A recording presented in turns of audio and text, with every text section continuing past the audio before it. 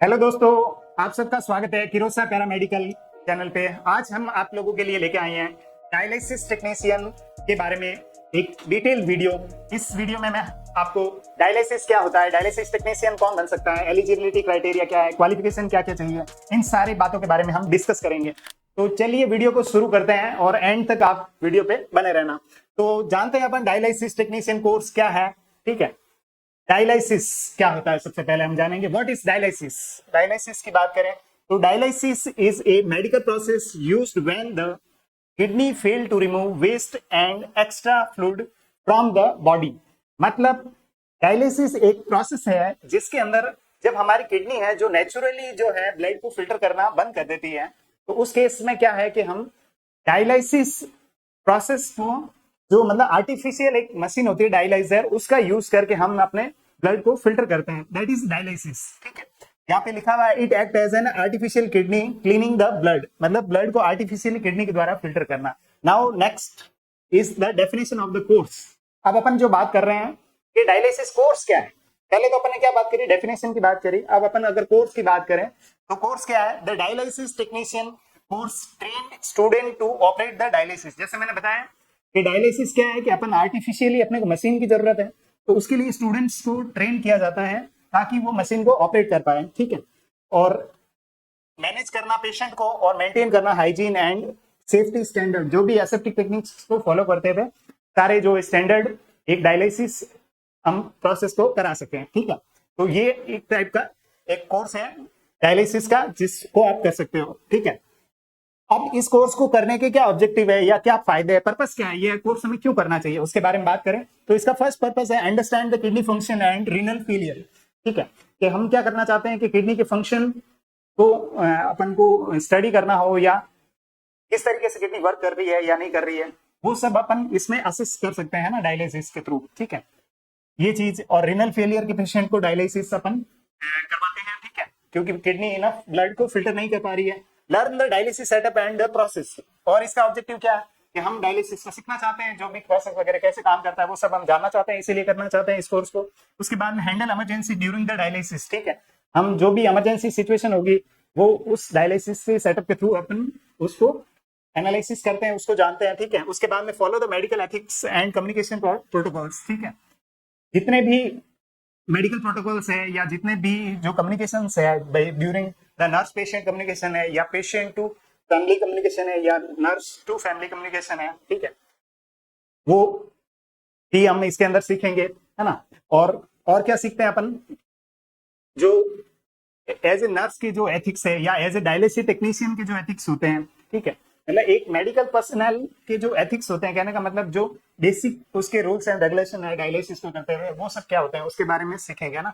तो ये सारे क्या है, एक तरीके से ऑब्जेक्टिव्स है इस कोर्स के। ठीक है, उसके बाद में अपन नेक्स्ट स्लाइड पे जैसे चलें तो कोर्स का स्ट्रक्चर क्या है। कोर्स के स्ट्रक्चर की बात करें तो स्ट्रक्चर क्या है कि अगर आप सर्टिफिकेशन कोर्स कर सकते हो, डिप्लोमा कर सकते हो, बीएससी आप ग्रेजुएशन कर सकते हो। ठीक है, सर्टिफिकेशन कोर्स लगभग 1 साल का होता है। कुछ कुछ ऐसे कोर्सेस भी होते हैं जो 6 मंथ के कोर्स होते हैं ना, 6 मंथ वाले कोर्स भी अवेलेबल होते हैं, 6 मंथ। ठीक है, लेकिन 1 साल का सर्टिफिकेशन कोर्स भी मोस्टली लोग करते हैं ना। इसके अलावा डिप्लोमा होता है जो कि 2 साल का होता है। ठीक है, और 3 साल का बैचलर डिग्री होता है, और इसके अंदर थ्योरीज होती है, लैब में आपको सिखाते हैं। इसके अलावा क्लिनिकल पोस्टिंग्स लगती है ना, ये सब होता है इसके अंदर।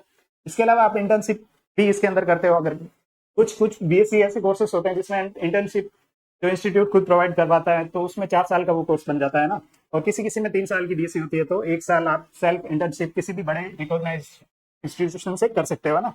ठीक है, उसके बाद में नेक्स्ट स्लाइड पे अगर अपन बात करें तो क्वालिफिकेशन इसके लिए क्या चाहिए, तो क्वालिफिकेशन 10+2 और 12th है जो पीसीबी से होनी चाहिए। ठीक है, पीसीबी से आपका है जो होना चाहिए 12th। इसके अलावा मिनिमम मार्क्स है जो 12th में 40-50% होने चाहिए, है ना। सारे बच्चों के वैसे 50% पे अबव मार्क्स रहते हैं आजकल, है ना। तो मिनिमम मार्क्स ये है। और उसके बाद में age limit 17 to 25 year age limit अपना रहेगा। ठीक है, और कैटेगरी वाइज है जो रिजर्वेशन है, जो SC ST ओबीसी, जो भी अलग अलग कैटेगरी वाइज ओबीसी, क्योंकि एंट्रेंस एग्जाम इसका होता है। एडमिशन प्रोसेस क्या है, मेरिट बेस्ड होता है, एंट्रेंस एग्जाम होता है। ठीक है, इंटरव्यू वगैरह फिलहाल इसमें नहीं होता है, फिलहाल तो एंट्रेंस एग्जाम कुछ इंस्टीट्यूशन करवाते हैं तो वो होता है। ठीक है, इसके अलावा अटेंडेंस जो है मिनिमम 75% होती है, क्योंकि ये मेडिकल डिप्लोमा या मेडिकल आप डिग्री करते हो तो उसमें 75% जो है अटेंडेंस कंपलसरी होती है, ठीक है।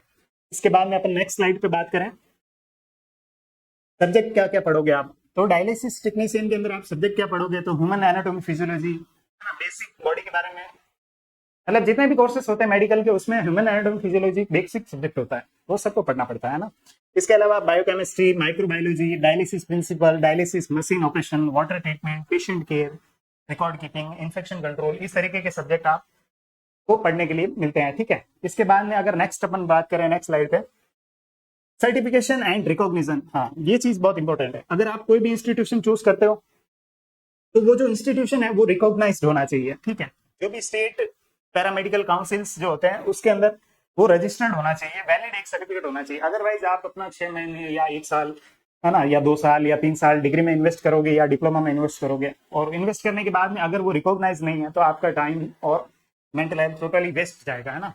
तो इसलिए क्या है कि आपको एक रिकॉग्नाइज इंस्टीट्यूशन से ही करना है, ठीक है।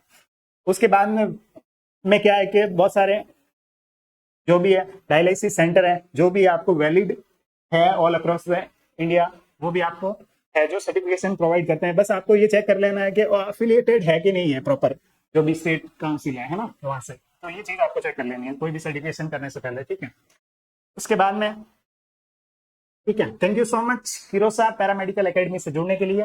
डायलिसिस के बारे में आपको समझ में आया होगा, डायलिसिस क्या होता है, डायलिसिस टेक्नीशियन कौन होता है, डायलिसिस टेक्नीशियन कौन बन सकता है, एलिजिबिलिटी क्राइटेरिया क्या है ना, एज लिमिट क्या है, और रिकॉग्नाइज इंस्टीट्यूशन से क्यों करना चाहिए वगैरह, ये सारी बातें मैंने आपको बताई।